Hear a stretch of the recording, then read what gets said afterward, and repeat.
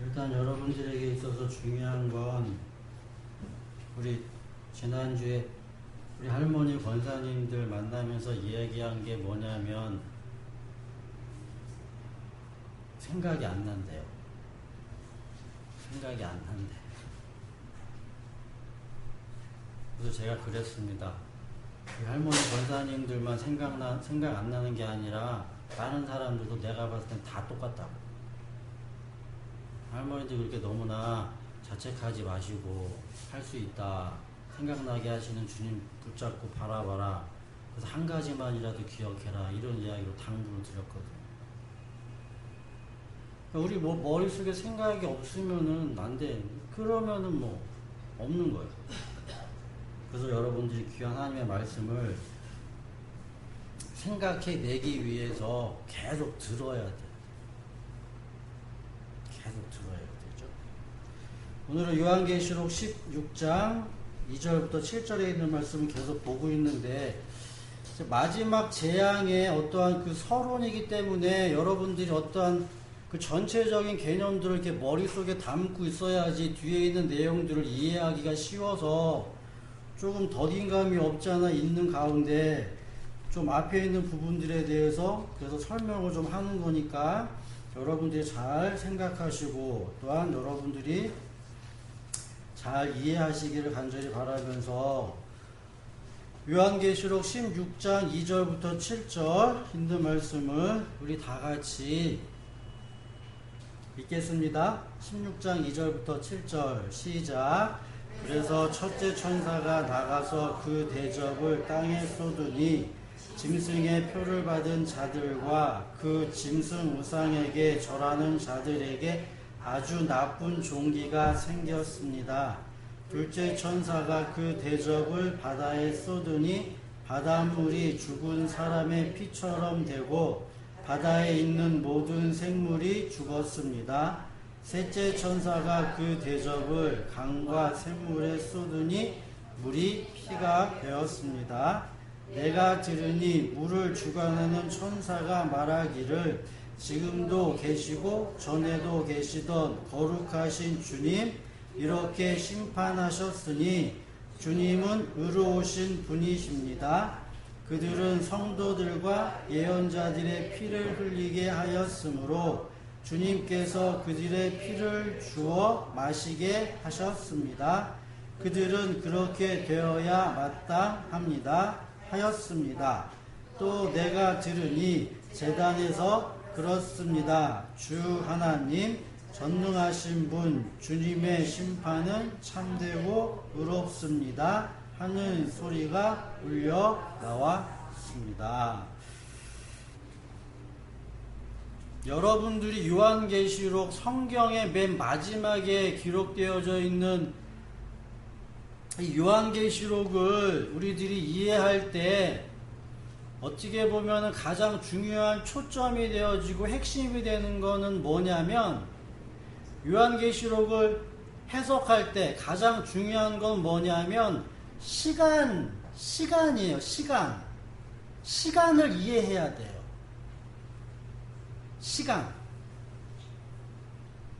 우리들이 이 땅에 살면서 우리들에게 주어지는 시간은 내가 옛날에 어떠한 일을 했다라는 과거가 있고, 그리고 내가 지금 이 시간에 현재 이렇게 있다라는 그러한 시간이 있고, 그리고 앞으로 되어질 어떠한 미래적인 그러한 시간을 가지고 있다라는 얘기죠.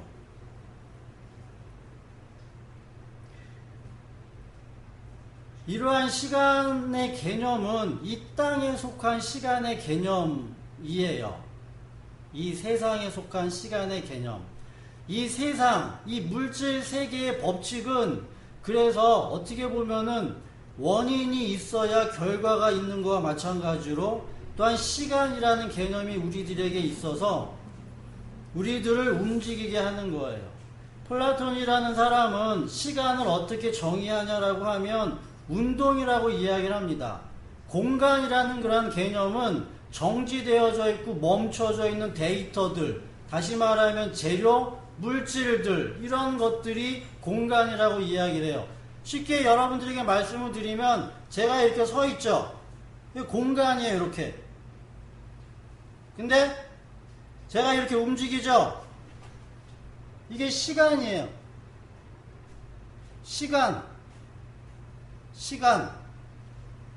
시간이라는 개념은 흐르는 것처럼 움직이는 운동이에요. 운동. 여기서부터 여기까지 정지해 있던 것이 움직이는 걸 시간이라고 이야기를 한단 말이죠. 그러면 우리의 세계에서, 물리적인 세계에서 그럼 뒤로 운동할 수 있어요? 내가 뒤로 갈 수 있냐고. 내가 지금 나이가 거꾸로 먹을 수 있냐고. 없죠. 그래서 우리들은 앞에 있는 그러한 미래적인 그러한 시간들을 어떻게 보면 중요하게 여긴다라는 거죠. 왜냐하면 과거 이미 되어졌던 것들은 지나가 버린 일이기 때문에 그건 시간으로 되돌릴 수 없는 일이 되어지는 거죠. 그런데 미래는 아직 결정되어져 있지 않은 시간이기 때문에 그러한 시간들은 충분히 우리들이 어떠한 노력이라든가 여러 가지 방법들을 통해서 만들 수 있는 하나의 사건들이 되는 거예요. 이렇게 현재, 과거, 그리고 미래라는 그런 이 땅에서의 그런 시간 개념을 가지고 이 성경이라는 내용들을 우리들이 이해하기 때문에 조금 많이 힘들고 어려운 그런 문제점들이 생기는 거예요. 그래서 요한계시록을 여러분들이 이해를 하실 때 보다 중요한 건 뭐냐면 성경에서 이야기하고 있는 시간 개념을 여러분들이 먼저 잘 알고 계셔야 하는 거죠. 그래서 지난번에 세대주의자들이 가지고 있는 시간의 개념을 말씀을 드렸다는 얘기예요. 그들은 69일에라는 그러한 시간 개념과 마지막 한 일에라는 시간 개념 속에 사이에다가 교회라는 2000년의 시간을 이렇게 집어넣었죠. 그리고 결국에서는 맨 마지막에 한 일에는 아직 일어나지 않은 일, 그리고 미래에 되어질 그 일이다 라고 요한계시록을 해석한다라고 말씀을 드렸어요. 개혁주의 신화, 다시 말하면은 교회, 정통이라고 이야기하고 있는 교회에서의 그러한 종말, 마지막이라는 그러한 개념은 이미와 아직이라는 그러한 개념을 사용을 합니다.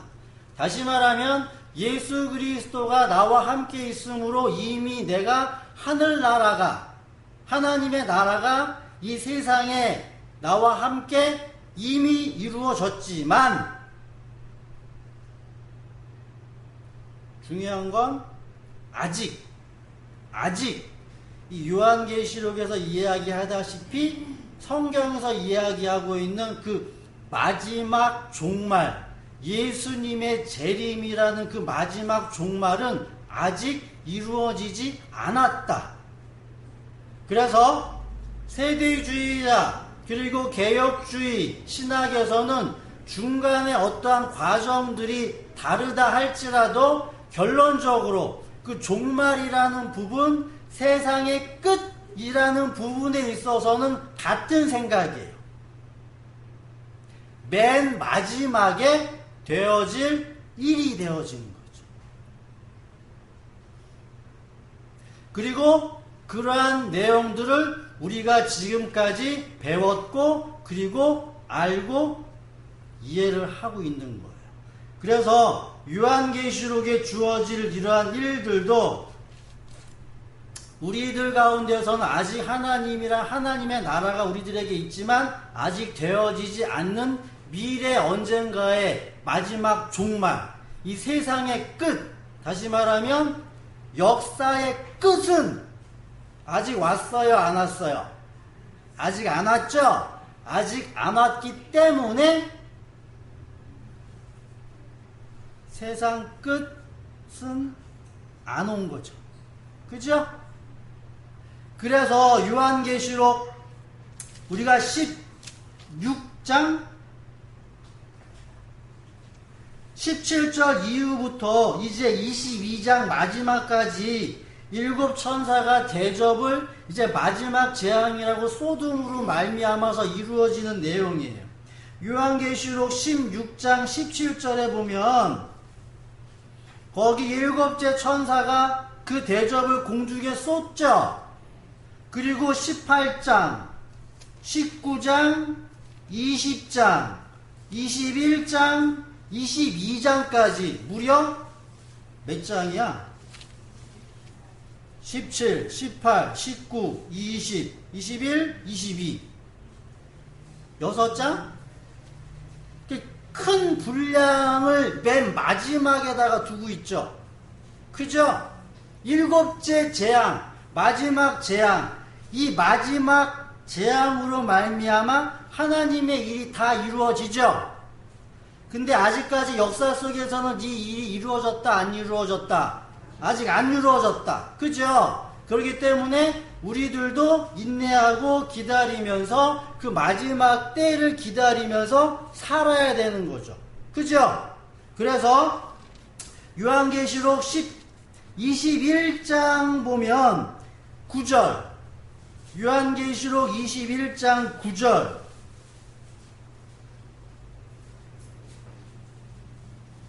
거기 보면 일곱째 천사가 마지막 때에 일곱 재난이 가득 담긴 일곱 대접을 가졌는데 그 가운데 하나가 나에게 와서 말하기를 이리로 오너라, 어린 양의 아내인 신부를 너에게 보여주겠다 하고 나를 성령으로 휩싸서 크고 높은 산 위로 데리고 가서 하나님께로부터 하늘에서 내려오는 거룩한 도성 예루살렘을 보여 주었고 그 도성은 하나님의 영광에 쌓였고 그 빛은 지극히 귀한 보석 같고 수정처럼 맑은 벽옥과 같았다 라고 이야기를 하며 그 도성에는 높은 성벽이 있고 12대문이 달려있고 12대문은 12천사가 지키고 이스라엘 자손의 12 이름이 적혀있다라고 하죠.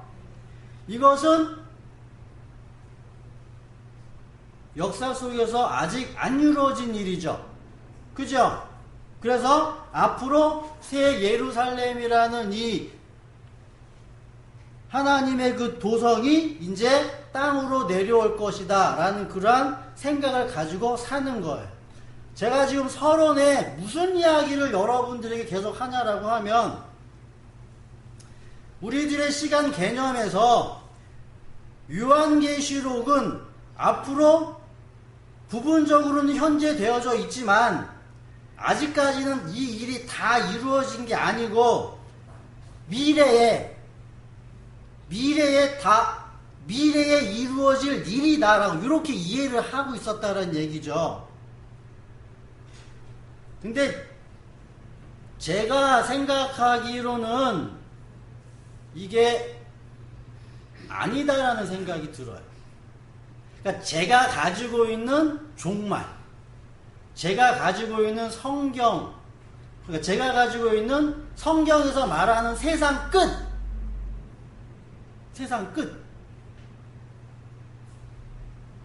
끝을 여러분들에게 말씀을 드릴게요. 그리고 여러분들이 생각을 하세요. 제가 가지고 있는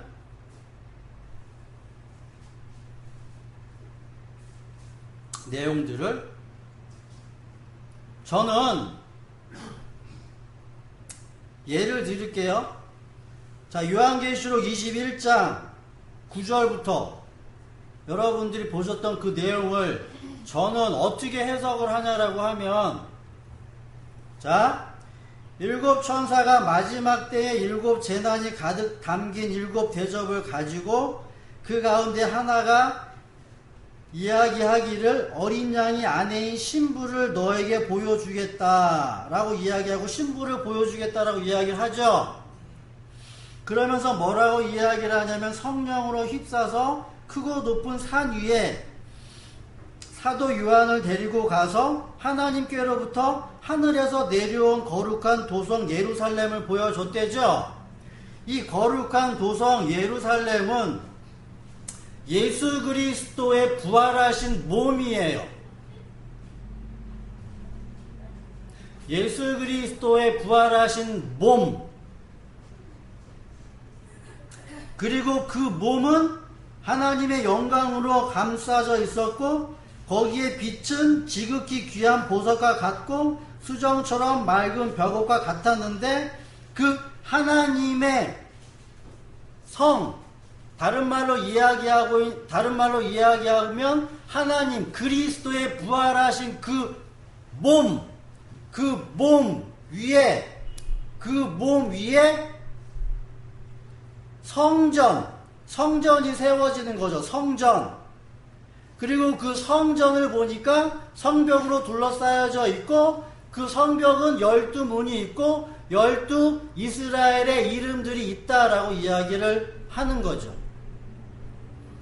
제가 가지고 있는 세상 끝이란 이야기는 예수 그리스도가 죽음으로 말미암아 세상은 끝났어요.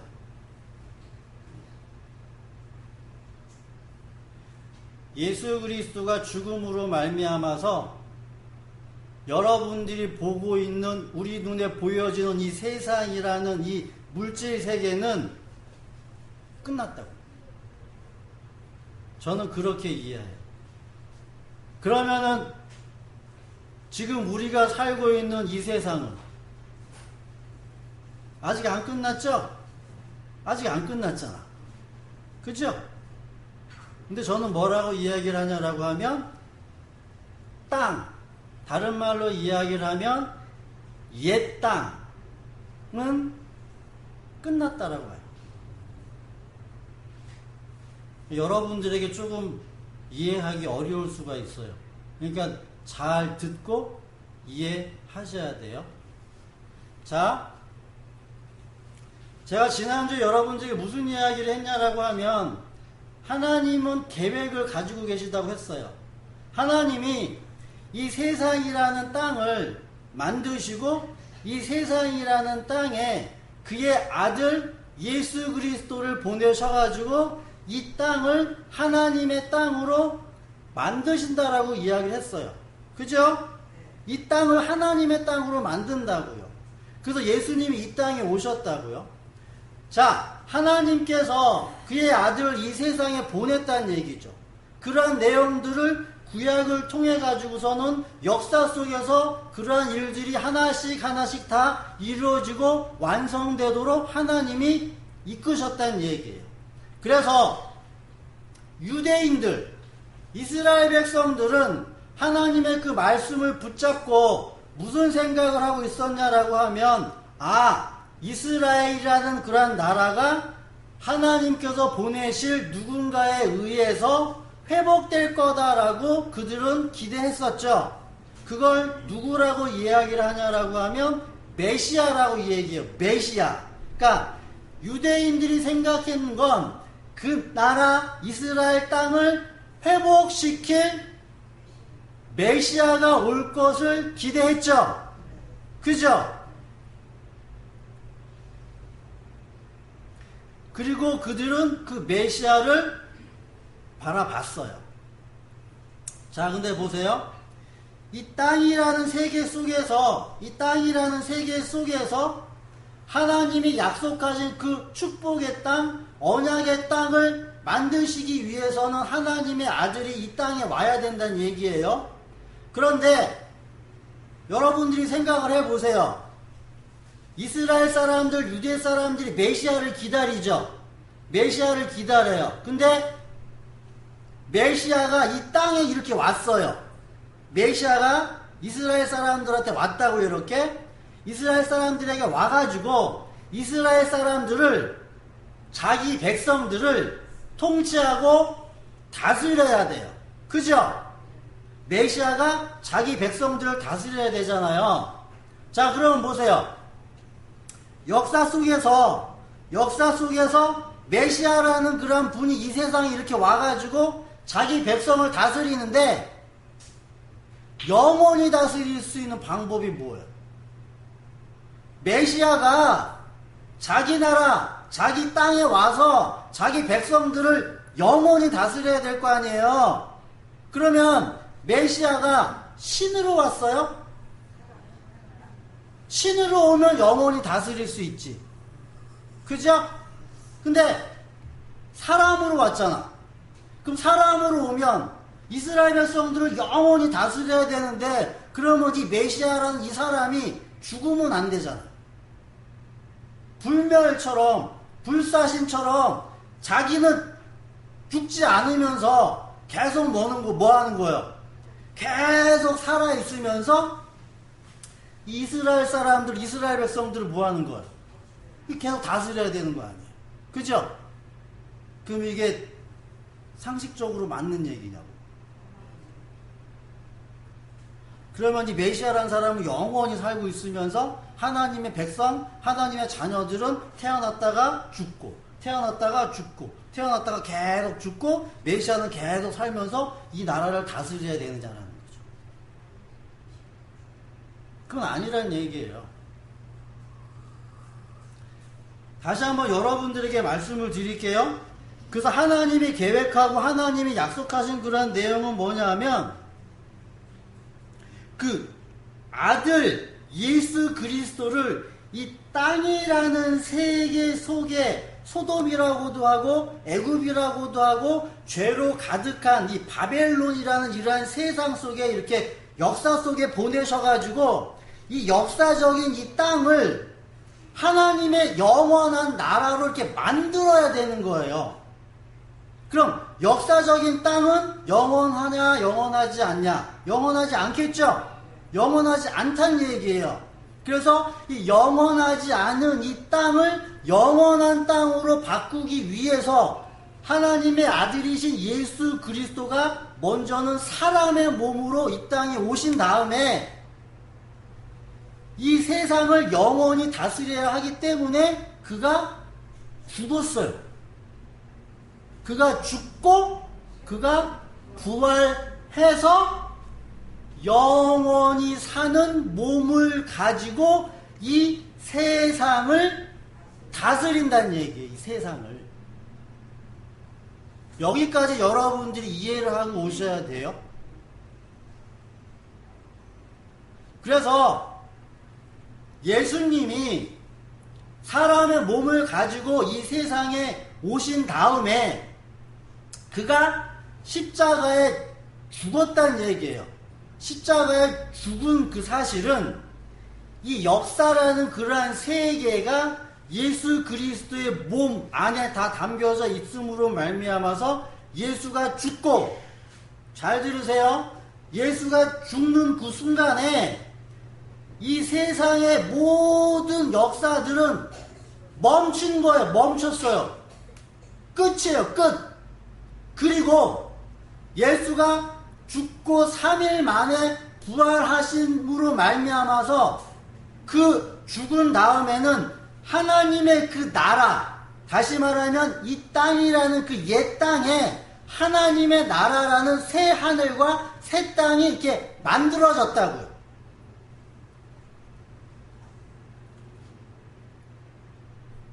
다시 한번 여러분들에게 말씀을 드릴게요. 이스라엘의 역사 속에서 하나님이 그래서 아브라함을 택하시고 아브라함의 자손들에게 내가 너희들에게 가나안 땅을 약속해서 주겠다라는 하는 내용들이 솔로몬 왕으로 이루어지고, 그 다음에 그때 이스라엘이 일단 멸망을 하죠.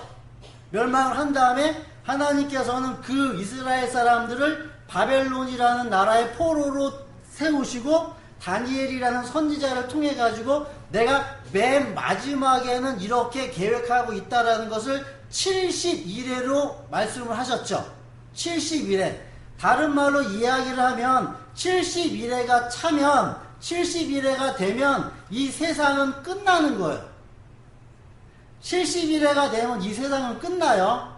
근데 세대주의자들은 69일에는 끝났고 마지막 한 일에는 남아있다라고 이야기를 하는 거고, 개혁주의 신학에서도 마지막 한 세대주의자처럼 이야기를 하지는 않지만 마지막 하나, 다시 말하면 이 세상은 아직 안 끝났기 때문에 이 세상은 마지막 미래적인 일이다라고 이야기를 하는 거예요.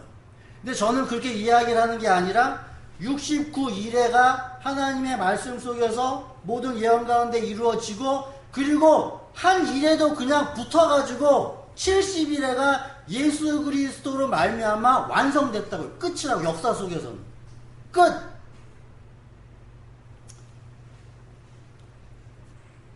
칠판이 있으면 설명을 그림으로라도 설명을 해드리겠는데, 시간이 이렇게 쭉 있을까? 시간이 쭉, 그죠?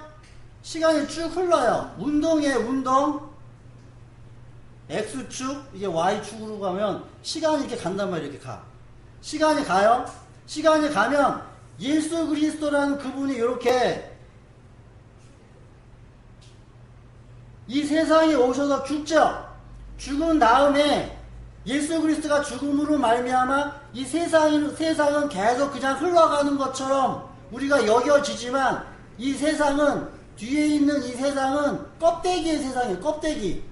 그 요한계시록에서 이야기하고 있는 무저갱과도 같고 지옥이라는 이러한 세상이에요.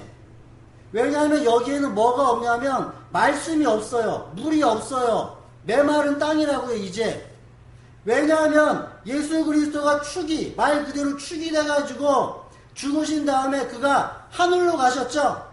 하늘이면 이렇게 하늘로 간 게 아니라 새 하늘과 새 땅, 이 땅이라는 곳에다가 하나님의 그 나라를 이렇게 만들어 놨다고. 이렇게 예수 그리스도가 옛 땅이 아니라 새 땅을 만들었어요. 그러면 예수 그리스도가 죽으심으로 말미암아 예수 그리스도의 이후에, 예수 그리스도 이후에 태어난 자라든가 아니면 예수 그리스도 전에 태어났다라고 할지라도 예수 그리스도가 죽고 3일 만에 부활하신 하나님의 아들이라는 사실을 믿는 사람들은 예수님이 죽으심과 동시에 만들어 놓은 이 하나님의 나라, 하나님의 그 땅으로 이렇게 들어가는 거예요. 이렇게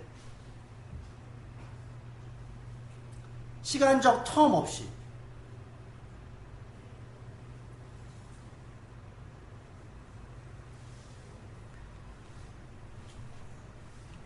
그래서 제가 생각하고 있는 세상의 끝은 예수 그리스도가 중심이 되어져서 예수 그리스도로 말미암아서 세상은 끝났어요. 그러니까 요한계시록을 우리들이 이해할 때 시간적인 개념으로 보게 되어지면 이제 우리가 16장부터 해가지고 첫째 재앙, 둘째 재앙 해서 일곱째 재앙까지 쭉 가죠. 쭉 가는 이러한 모든 내용들이 예수님이 십자가에서 죽으신 사건과 그리고 그로 말미암아서 예수님이 부활하신 그 사건을 설명하고 있는 거라고. 요한계시록은 이 세상에 남겨진 하나님의 교회들에게 이야기해주는 내용들이에요. 교회들에게. 그렇기 때문에 예수 그리스도를 믿는 자들인 우리들은 예수 그리스도를 믿음으로 말미암아 우리들은 지금 어디에 있는 상황이 되어지냐라고 하면 하늘에 있는 상황이 되어지는 거예요. 하늘에 있는 상황.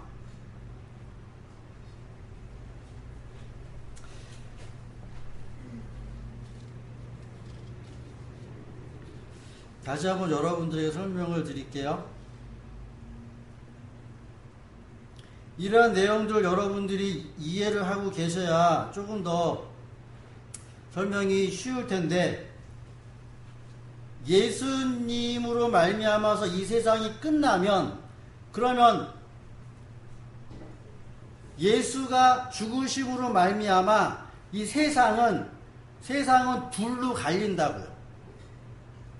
예수가 죽음으로 말미암아 그냥 기존에 있는 세상이 쭉 갈 거 아니에요. 그죠? 기존에 있는 세상이 쭉 가고, 그리고 하나의 세상은 하늘로 가는 이 세상이 이렇게 가는 거예요. 이렇게.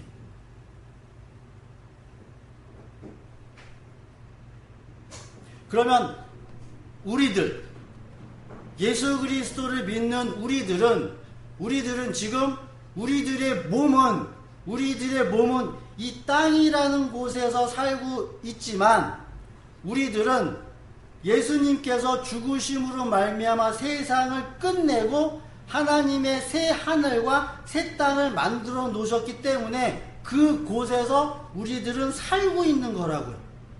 그러한 내용을 사도 요한은 환상을 통해 가지고 하나님의 교회, 하나님의 자녀들에게 너희들이 지금 이 세상에 살고 있는 것이 아니라 너희들이 하나님의 나라라는 그런 하늘이라는 곳에 살고 있다라는 그런 소망을 심어주고 너희들이 이 세상에 살면서 견디고 인내하고 이기라라는 그러한 의미에서 요한계시록을 우리들에게 준 거예요.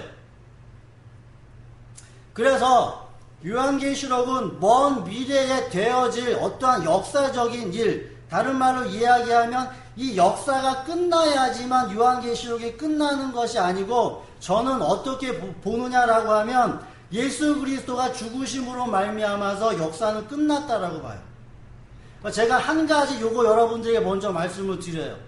뭐를 여러분들이 먼저 기억을 하시고 생각을 하시고 이해하셔야 되냐라고 하면 제가 이야기하는 거예요. 제가 이야기하고 있는 종말은 예수 그리스도가 죽으심으로 말미암아 이 세상의 역사는 끝났다라는 거예요. 그럼에도 불구하고 우리들이 살고 있는 건 우리들은 이 세상에서 살고 있는 게 아니라 하늘에서 살고 있다. 하늘에서.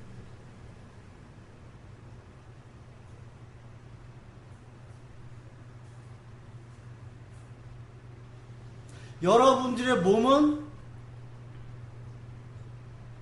이 땅에서 있죠? 그죠? 이 땅에 있잖아요. 땅에 있음에도 불구하고 어떻게 우리가 하늘에서 살고 있냐라는 생각을 여러분들이 하시겠죠.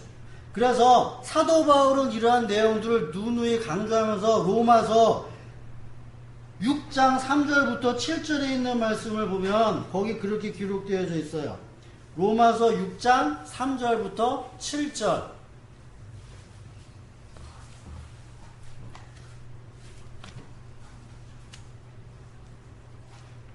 여러분들도 처음 듣는 얘기고 저도 처음 하는 이야기라 해서 여러분들이 이 이야기를 처음에 받아들이기는 어렵겠지만 그래서 한번 잘 들어보시고 제가 생각하고 제가 의미하는 게 무슨 말을 하는지를 여러분들이 좀 이해하셨으면 좋겠는데 로마서 6장 3절부터 7절에 있는 말씀을 보면 거기에 그렇게 기록되어져 있어요. 3절 세례를 받아 그리스도 예수와 하나가 된 우리는 모두 세례를 받을 때에 그와 함께 죽었다는 것을 여러분은 알지 못합니까? 계속 죽었다고 이야기하죠. 죽었어요. 그러니까 여러분들이 이렇게 생각을 하시면 돼요.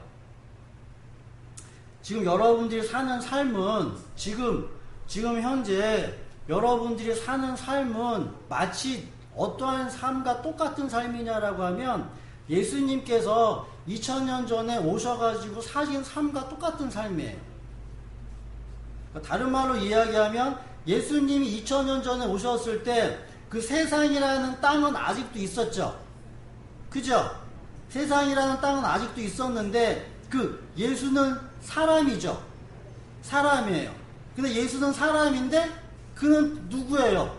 하나님의 영, 하늘에서 난 자라는 하나님의 그 영을 그가 가지고 있었죠. 그죠? 그러면 이 예수라는 사람이 여러분들이 이해가 되시겠어요? 그러니까 자기의 몸은 이 세상에서 땅을 디디면서 이렇게 살고 있었지만 그가 가지고 있는 마음과 뜻과 생각들은 하나님의 그 일들을 생각하면서 살았죠.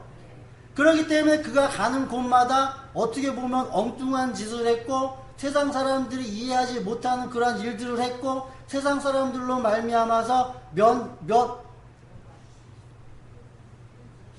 핍박을 받고 삿대질을 당하고 욕을 당하고 미친 소리를 듣고 다 이렇게 들었잖아요. 그죠? 그럼 예수는 그렇기 때문에 이 두 가지를 동시에 이렇게 살았다네. 동시에 이렇게. 근데 결국 맨 마지막에 가서 뭐 하는 거예요? 육신이 죽죠? 육신이 죽고 그 몸이 뭐가 된 거예요? 그리스도의 몸으로 부활한 몸으로 성경은 되어졌다고 이야기를 하죠. 그럼 우리도 마찬가지로 이 세상에서는 예수님처럼 그렇게 삶을 살다가 죽죠. 죽은 다음에는 우리들의 몸이 어떻게 되는 거예요? 그리스도의 몸이라는 그 부활의 그 몸으로 우리들이 변화될 거다라는 소망을 가지고 산다는 얘기예요. 그죠? 그럼 그 나라, 그 세계는 성경에서 이야기하고 있지 않아요. 왜냐하면 얘기해줘도 모르니까. 성경에서는 그런 이야기가 언급이 없다고요. 내가 부활해가지고 내 몸이 부활해가지고 영원히 예수님과 어떻게 살까, 이런 이야기는 성경에 없고, 지금 요한계시록에서 성경에서 맨 마지막에서 처음서부터 맨 마지막까지 쭉 하는 그 이야기는 뭐냐면, 우리들이 지금 이 세상에 살고 있으면서 생각하고 보여지는 그 하늘을 설명하고 있는 거예요. 하늘. 요한계시록이 지금 현재 우리들 안에서 일어나는 일들이란 얘기예요. 그래서 마지막 재앙이 땅에 쏟아진대죠. 마지막 재앙이 땅에 쏟아져가지고 예수 그리스도가 죽으면 일곱 번째 재앙이 쏟아진 거예요. 일곱 번째 재앙이 쏟아져가지고 하나님의 진노가 끝이에요. 그러므로 말미암아 하나님은 안식하신 거고요. 이 세상은 종말을 이룬 거고요. 하나님의 일이 다 이루어진 거예요. 그래서 예수 그리스도 이후로 말미암아 2000년이라는 시간이 이렇게 쭉 흘러서 우리는 역사 속에서 예수 그리스도가 아직 오지 않고 그 부활하신 주님이 언젠가는 올 거다라는 그런 생각이 있는데, 저는 그렇게 생각을 하는 것이 아니라 이미 예수 그리스도는 부활의 몸을 가지고 오셨어요. 그분이 뭐냐면 성령이죠. 성령. 오순절날 마가의 다락방에 오셨던 성령, 오순절날 마가의 다락방에 오셨던 그 성령이 요한계시록 21장에서 새 예루살렘이 하늘에서 땅으로 내려왔다라는 그런 표현을 하고 있는 거예요. 자, 그럼 보세요. 여러분들이 1940년, 50년 이렇게 태어난 여러분들이 있을 거 아니에요. 그죠? 여러분들은 이 땅에서 태어났죠, 일단. 이 땅에서 태어나서 이 땅에서 산다는 얘기예요. 그죠? 이 땅에서 살다가 여러분들의 인생 가운데, 여러분들의 삶 가운데 어느 시간 속에서 쭉 살다가 예수 그리스도를 딱 만나요. 예수 그리스도를 딱 만나면 그때 여러분들은 이 세상, 이 땅에 있는 역사가 끝난다고요. 그리고 여러분들은 그 바로 즉시 하늘로 간다고, 이렇게. 그래서 그 영이 여러분들의 마음 가운데 이렇게 오는 걸 재림이라고 얘기합니다. 재림. 그렇기 때문에 여러분들에게 오신 주님하고 저에게 오신 주님은 같을 수가 없어요. 시간적 간격을 다 두고 있다고요. 그러나 똑같은 건 뭐냐 하면, 주님이 우리에게 오면 세상은 끝이. 2000년 전에 예수님이 이스라엘 땅에 오신 거와 마찬가지로 심판해 주러 오셨죠? 그때 왔다고요. 그래서 이 세상은 예루살렘의 멸망으로 말미암아 끝이에요. 하나님의 그 역사는 모든 걸 이스라엘 안에다 다 담고 있어요. 그래서 이스라엘이 처음부터 끝이에요. 이스라엘이 시작되면 이 세상이 시작된 거고, 이스라엘이 끝나면 이 세상이 끝난 거예요. 다른 나라는 필요 없어요. 다른 모든 나라는 이스라엘 속에다가 다 집어넣어놨기 때문에 하나님은 그 한 나라를 가지고 온 세상을 다 움직이는 거예요. 그래서 이스라엘이라는 나라가 장자의 나라가 돼요. 첫 아들의 나라가 되는 이스라엘이라는 나라가. 그리고 그 나라가 11조로 받쳐지고 11조로 드려지는 거예요. 이렇게 드려져요. 그래서 시간이 더 있어서 뒤에 있는 이야기를 여러분들에게 언급을 해드려서 설명을 해야 되는데, 이게 제가 봤을 때는 어떻게 보면 중요한 얘기인 것 같아요. 이게 여러분들에게 이해가 되어져야지만, 그래야지만 왜 첫째 대접이 땅에 쏟아지죠? 그럼 이 땅이 무슨 땅이냐고. 이 땅이.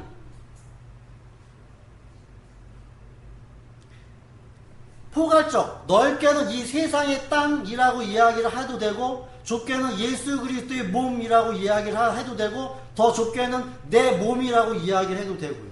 그러니까 물질의 세계에서는, 구약의 세계에서는 하나님의 성이 이렇게 보이는 성이 있었고, 땅도 보이는 땅이 이렇게 썼단 말이죠. 보이는 땅에다가, 그 땅에다가 건물을 지어가지고 이렇게 하나님의 성전을 세웠는데, 이것을 하나님이 폐하셨어요. 하나님이 끝내버리시고, 예수 그리스도가 죽음으로 말미암아 새 땅이라는 건 뭐냐면 그리스도의 몸이 땅이에요. 그리스도의 몸이 땅. 그 땅이 거룩한 땅이란 얘기예요. 그 땅. 그리스도의 몸이 거룩한 땅이고, 거기에 그리스도의 성전이 세워지죠. 그리스도의 성전이 세워지고, 그 땅에다가 믿음의 씨, 아브라함의 자손인 그 믿음의 씨, 그리스도가 그 거룩한 땅에다가 떨어져가지고 죽어요.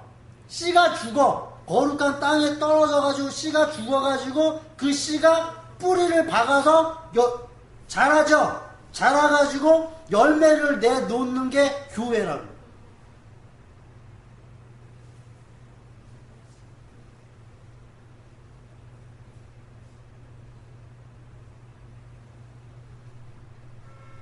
계속 들으세요. 계속 들으세요.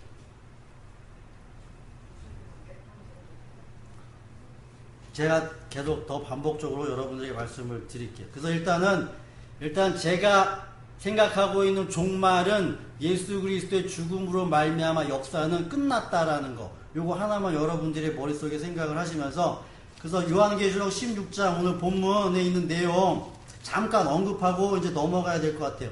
좀 시간이 얼마 되지 않은데, 그래서 요한계시록 16장 첫째 천사가 그 대접을 땅에다 쏟아요. 땅이라는 개념은 옛 땅이라고 이해하세요. 옛 땅. 그러니까 우리 눈에 보여지는 이 역사적인 땅도 되고, 그리고 예수 그리스도의 몸, 육신적인 그런 몸도 되고, 그리고 우리의 몸, 내 몸, 육신적으로 태어난 이 내 몸, 이 몸도 다 이 땅에 대접이 쏟아져가지고 불순종하는 자들에게는 종기가 생긴대죠. 이건 여러분들에게 다음에 설명을 해드릴 테니까, 일단 땅이라는 곳에 대접이 쏟아진다라는 거 여러분들이 이해를 하시고, 그 다음에 둘째 천사가 대접을 바다에 쏟아서 그 바다의 대접을 바다에다 쏟으니까 피가 됐대죠. 피가 돼서 모든 생물이 죽죠. 그죠? 뭐예요?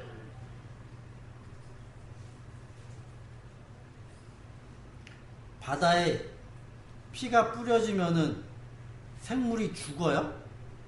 그러진 않죠? 자연적으로 그러진 않잖아. 그죠?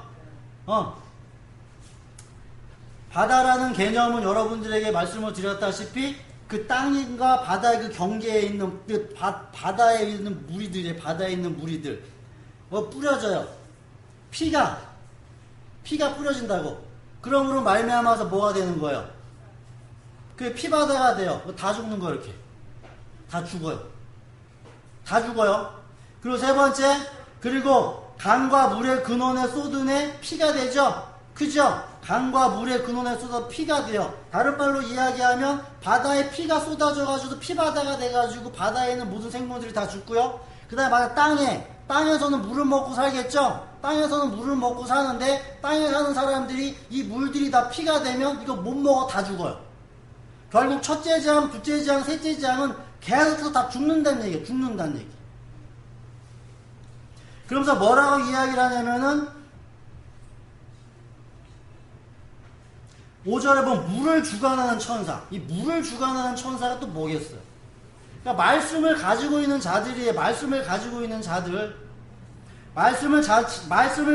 자들이 지금도 계시고 전에도 계셨던 거룩하신 주님이 이렇게 심판하는 것이 의로운 심판이 되어지는 것. 그래서 다음 주에는 제가 이렇게 쏟는 심판이 왜 의로운 심판이 되어지는지를 설명을 해드려야 돼요. 이게 왜 의로운 심판이 되느냐. 그래서 6절에 보면 성도들, 예언자들의 이 피가 바다에 쏟아지고요. 이 피가 물에 쏟아지고요. 이 그리스도의 피라고 해요. 그리스도의 피. 이 그리스도의 피들이 바다를 다 죽이고 물들을 다 죽이는 거예요. 이렇게 마지막 때에.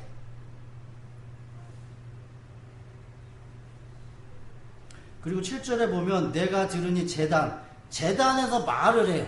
재단에서 말을 한다라는 건 우리들이 이해가 안 되죠? 재단은 뭐? 재단이라는 것은 어떤 것이에요?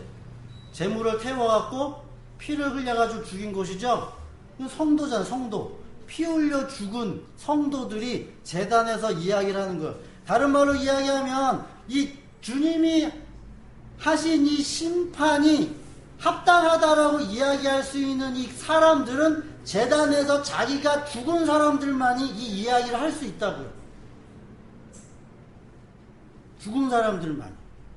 그래서 첫째, 둘째, 셋째 대접까지를 이렇게 이야기를 하고, 그 다음에 넷째는 해, 다섯째는 짐승의 왕자, 여섯째는 큰 강 유브라데. 이제 맨 마지막 여기서 전쟁이 일어나요. 그리고 맨 마지막에 일곱째 대접은 공중, 하늘에다 쏟아요. 하늘에다. 이 모든 사건들이, 이 모든 내용들의 초점이 먼 미래에 어떠한 그래서 세대주의자들은 아마겟돈 전쟁이라는 것이 저 시리아, 이라크, 이란, 이스라엘 사람들이 세울 중동 3차 세계대전이니 이런 이야기들을 하고 있는데, 저는 그렇게 보는 게 아니라 이 재앙, 이 대접들, 이제 마지막 하나님의 재앙이 쏟아질 이 마지막이 십자가에서 다 일어나는 일들이라고. 십자가에서. 그래서 예수님께서는 마태복음 24장에서 마지막 때를 경고하면서 이야기를 하는 거죠. 요거 하나만 보고 그래서 마칠게요. 마지막 때. 그래서 여러분들이 마지막 때라는 걸 생각을 하실 때, 마지막 때는 예수 그리스도께서 십자가에 죽으실 때다. 그때라고 여러분들이 이해를 하시고, 마지막 날, 성경에서 마지막 날이라고 얘기했을 때 그 날도 예수 그리스도께서 십자가에서 죽으신 그 날, 그게 마지막 날. 우리의 역사와 상관없이 그 날이 마지막 날이다라고 여러분들이 한번 이해를 하시면서 마태복음 24장 3절부터 쭉 이야기를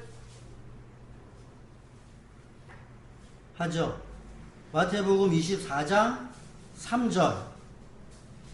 예수께서 올리븐 산에 앉아 계실 때에 제자들이 따로 그에게 다가와서 말하였는데, 이런 일들이 언제 일어나겠습니까? 다른 말로 이야기하면 이 제자들이 생각하고 있는 내용들은 뭐냐면, 어떠한 시간적 개념 속에서 이 마지막이라는 때가 언제 미래에 이렇게 일어날 것이라는 것을 이렇게 계속 생각을 했다고요.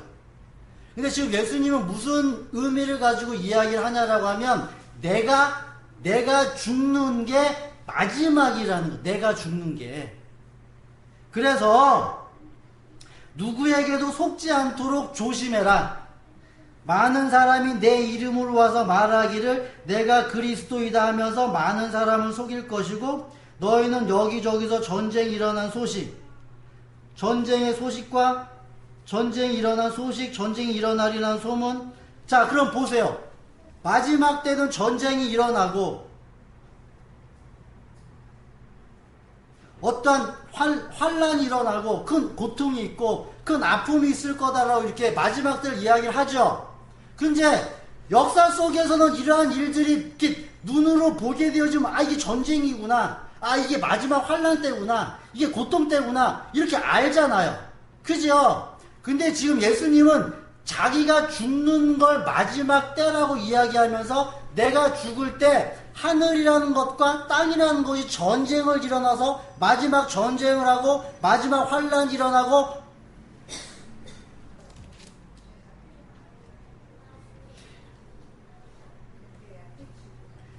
그러니까 전무후무한, 다시 말하면 전에도 없었고 앞으로도 없을 그 일들이 일어날 거다라고 예수님이 이야기를 한다는 얘기예요.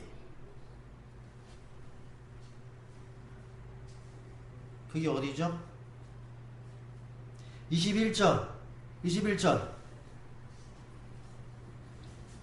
그때 큰 환란이 닥칠 것인데 그런 환란은 세상 처음부터 이제까지 없었으며 앞으로도 없을 것이다. 그 환란의 날들을 줄여주지 않았더라면 구원을 얻을 사람이 하나도 없을 것이다. 그러나 선택받은 사람들을 위하여 하나님께서 그 날들을 줄여주실 것이다. 다른 말로 이야기하면 하나님이 그의 아들을 예수 그리스도를 어떻게 보면 생각보다 일찍 이 땅에 보내셨다는 얘기예요. 늦게 보내면 보낼수록 뭐하는 사람들이 더 많다는 얘기예요. 죽어나가는 사람들이 더 많다는 얘기예요. 그러니까 예수 그리스도가 죽으심으로 말미암아 하늘과 땅이 완전히 분리되는 사건이 일어나기 때문에.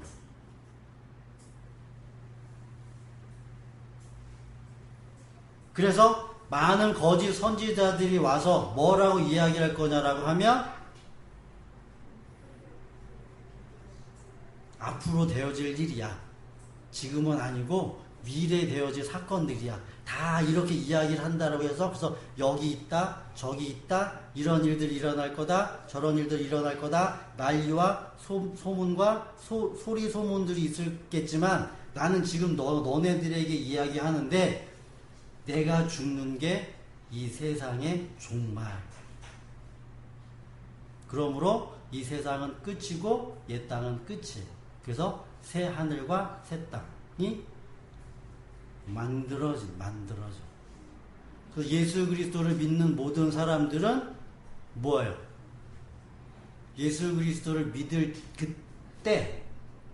그때 나의 옛 땅은 죽고 새 땅이 들어가는 거, 새 땅. 그 출애굽, 옛 땅, 그죠? 맨 마지막에 6월절 사건 있죠? 6월절 사건 내가 죽고 애굽을 나오죠? 바로 나와요, 바로. 시간적 텀을 두지 않아요. 이렇게. 그래서 여러분들은 잘 이해가 안 가시겠다 싶으시면 예수님이 사는 삶을 잘 곰곰이 생각을 하시면서 예수 그리스도와 살았던 그러한 삶을 우리들에게도 동일하게 살게 하시는 거예요. 그래서 내 몸은 이 세상에 살고 있음에도 불구하고 내 마음은 하나님을 향하고 하나님의 뜻을 바라보면서 살 수 있는 그런 마음으로 살 수 있게 하신다는 얘기. 그게 둘째 하늘. 그렇게 살다가 우리들은 뭘 소망하면서 사냐라고 하면 이 내 몸이 죽음과 동시에 그리스도의 몸으로 부활한다라는 그 소망으로 우리들은 사는 거예요. 그건 아직까지 우리들에게 이루어진 일이 아니에요. 그래서 제가 이 일을 여러분들에게 강요한 것도 아니에요. 그래서 사도 요한은 그 일곱 교회에게 뭐라고 얘기하냐면 성령이 말씀하시는 걸 니네들이 들어라라고 이야기해요. 들어요. 들을 게 있는 사람들은 듣고요. 들을 게 없는 사람은 안 들어도 된다는 얘기. 전 강요하지 않아요. 제가 하는 이야기가 맞다라고 강요하지 않아요. 제 이야기를 듣고 여러분들이 이해하시고 그렇다라고 하면 그런 거고 아니다라고 하면 아닌 거예요. 제가 생각하고 제가 알고 있고 제가 느낀 것들 여러분들에게 이야기를 하는 것 뿐이지 제가 맞다 라는 게 아니겠죠. 그래서 오늘은 세상의 끝 종말에 대해서 여러분들에게 제가 가지고 있는 생각을 말씀을 드렸어요. 그래서 이러한 내용들을 여러분들이 잘 이해를 하셔야 마지막 재앙들을 여러분들에게 조금 더 쉽게 이해를 하실 수가 있고, 그리고 요한계시록이 이제 마지막에 남아있죠. 그죠? 마지막에 남아있는데 요한계시록을 우리들이 이렇게 다 보게 되어지면 언제가 되어질지는 모르겠지만 다 보게 되어지면 다시 또 요한계시록 볼 거예요. 요한계시록 계속 봐도 돼요. 여러분들의 머리 생각 속에 이러한 내용들이 잘 차곡차곡 담길 수 있도록 그러한 은혜가 여러분들에게 있게 되어지기를 간절히 바라면서 우리 할머니 권사님들 제가 여러분들에게 드리고 싶은 오늘 중요한 이야기는 뭐냐면 예수님이 십자가에서 죽으심으로 말미암아 세상은 끝났다예요. 예수님이 죽으심과 동시에 역사적인 세상, 이 땅의 세상은 종말이에요. 종말. 그리고 바로 새하늘과 새 땅이 열렸다. 그걸 요한계시록에서는 바로 설명해 주고 있다. 저 먼 미래에 우리가 그럴 땅이 아니라 우리가 이 땅에서도 그런 하나님의 그 나라, 하나님의 백성들을 보면서 내가 어떻게 그 나라에서 살게 되어졌지? 내가 어떻게 그 나라에서 살면서 어떠한 소망을 내가 가지면서 살아야 되겠는가? 인내하면서, 견디면서 살으라고 준 말이래. 살으라. 그래서 우리 예담교회 성도 여러분들도 하나님의 그 귀한 말씀들을 잘 담아가지고 이 세상에 예수 그리스도와 같은 삶, 그래서 그리스도의 제자, 그리스도가 간 그러한 삶을 여러분들이 똑같이 사는 거예요. 똑같이 살다가 맨 마지막에 여러분들이 뭐해서 죽어요? 여러분들도 그 십자가에서 죽는 거예요. 이렇게 맨 마지막에 십자가에서. 그런 은혜가 여러분들에게 되어지기를 간절히 바라겠습니다. 기도드립니다.